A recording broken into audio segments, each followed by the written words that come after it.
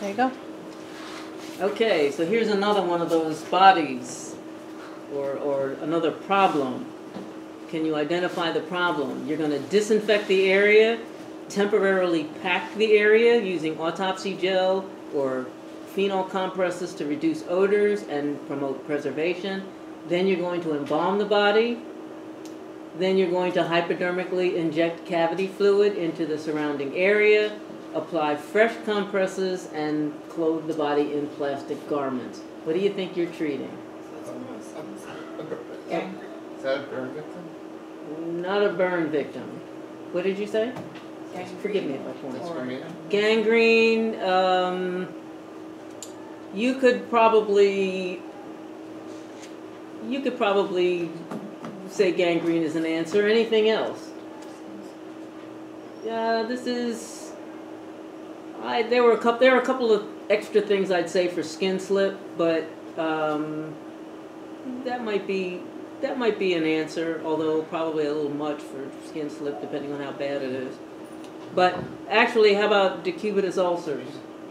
Okay, because you're going to pack the ulcers prior to embalming, as a temporary means of getting preservation to that area. Then you're going to embalm the body. Then you're going to remove that packing. You're going to put fresh packing on there, and you're going to hypodermically inject around the ulcer, and then you're going to clothe the person in plastic garments. Okay. Time during which embalming a body usually results in greater absorption of the fluid by the tissues. Optimal? Well, yeah, optimal. So what is the optimal time? Before rigor. Before rigor. Before rigor. Absolutely, yes. Before rigor is the best time to embalm because it is the best time when tissues can really accept the fluid or the solution. Okay. Embalming treatment for cases involving this disease would include using a jaundice fluid, and don't tell me jaundice, since that's a part of the question. What other disease would I use jaundice fluid for? How about Addison's disease? Bronze. Yes, bronze discoloration. Good. Okay, they're very popular, so you're going to see all of that. What are flat, medium-sized skin hemorrhages beneath the skin surface? No, guess again. Say you're in the right class. It's not petechiae. It's not that. Petechia. It's not petechia, right? Pinpoint. Those are pinpoint. So it's not hematoma. It's not pinpoint. What's in the middle? Who? Purpura. Yes, purpura. Okay, so remember hematoma are larger, petechia tiny. Purpura is sort of in the middle. Here's an easy one. Preservatives work mainly on which body compounds? Remember our compounds are carbohydrates, proteins, and fats. Which proteins, right. What is the organization that requires consent from the family before you embalm? Is that the funeral home that requires that, or? FTC. FTC. The specific amount of time required to embalm a body.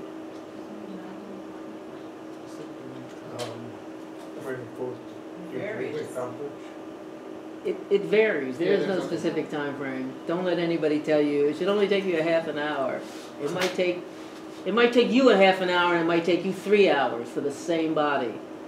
As long as you get the right results, it doesn't matter. Okay? But don't rush through it just because somebody says it should take. Some people will try to make you feel guilty. Well, I can embalm a body in a half an hour. Okay? And you're sitting there thinking, it takes me 2 hours. What are they doing? And so you try to match that, and something might fall through the cracks.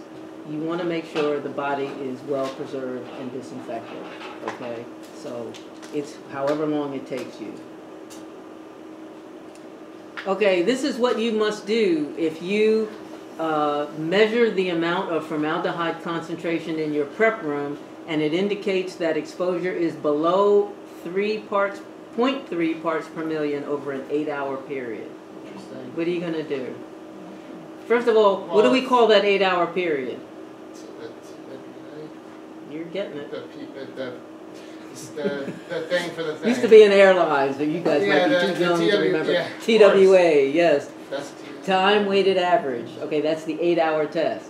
Now, if I measure 0.3 on the 8-hour test, what do I have to do? Nothing. Absolutely. Which can get scary because sometimes you think it's point. Isn't there one that's 0.25, or is there not? No.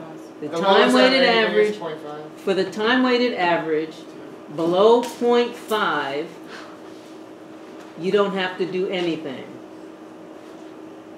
From 0.5 to 0.7499999 is what?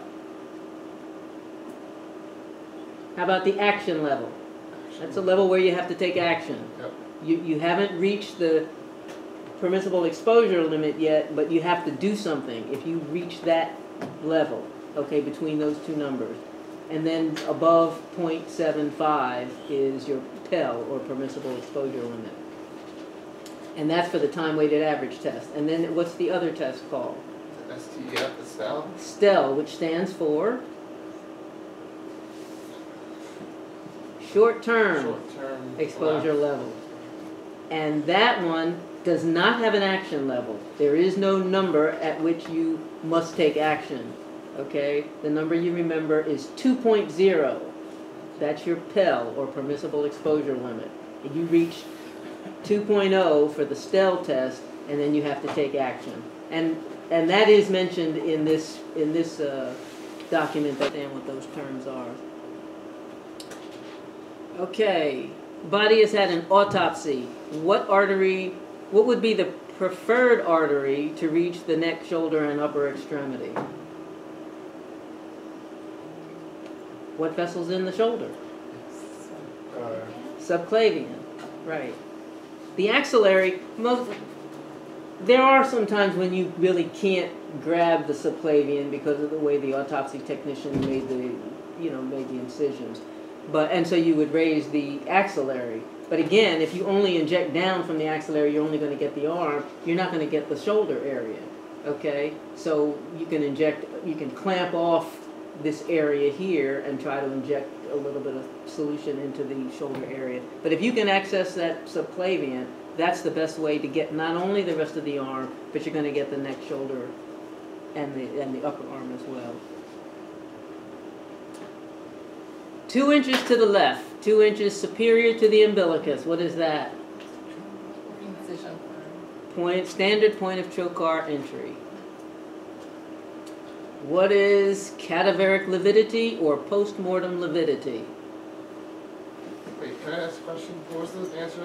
I'm sorry, I was writing. I'm 2 sorry. 2 inches to the left, 2 inches to the umbilicus. Here you go. Standard point of trocar entry. Yeah. Sorry. No problem. I usually scroll past the answers pretty fast.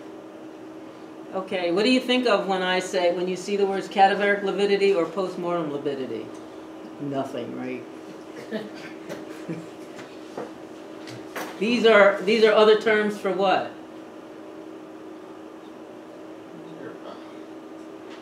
How about livor mortis? All of those mean the same thing. Okay? Here's your favorite. How many ounces of a 32 index fluid are required to make 2 gallons of a 2% solution? Do you remember how to figure this out? Anybody want to volunteer? How do you set up the equation?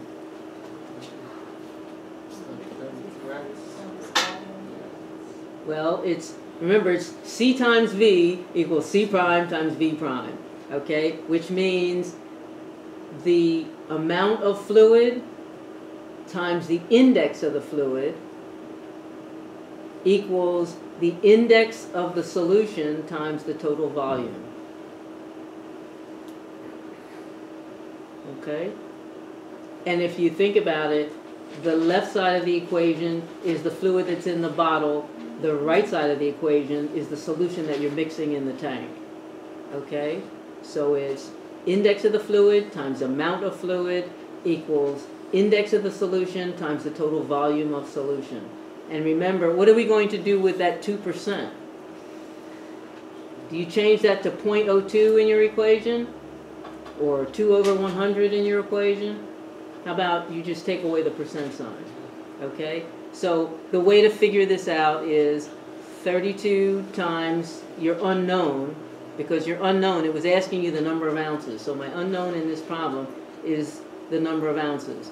So 32x equals 2 gallons. Remember, you have to change gallons to ounces. How many ounces in a gallon? 128. So 256 times the index of the solution, which is 2. Okay? So that gives you 16 ounces. Okay? There are equations like this in your textbook. If you still have your textbook, you should have it. Keep that forever.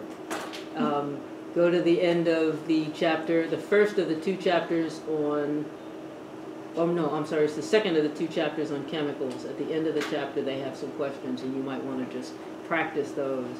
And if you're not sure of the answer, send them to me. Okay?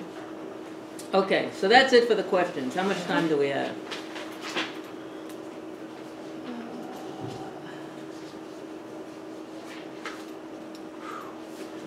Okay, we're almost done.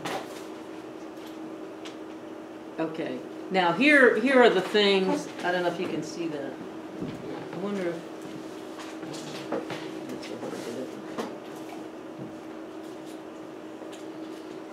These are basically the things that we've covered in the questions that we just went through. Okay, and it's also what is in this packet of information. The only thing I'm going to say, and we've gone through the questions, the only thing I'm going to say about vocabulary, I'm not going to go through any here, but go grab your glossary and go through the vocabulary, okay? Because if you understand the terms and what they mean, a lot of times, once you understand the concepts, you understand just about any question that they can ask you about.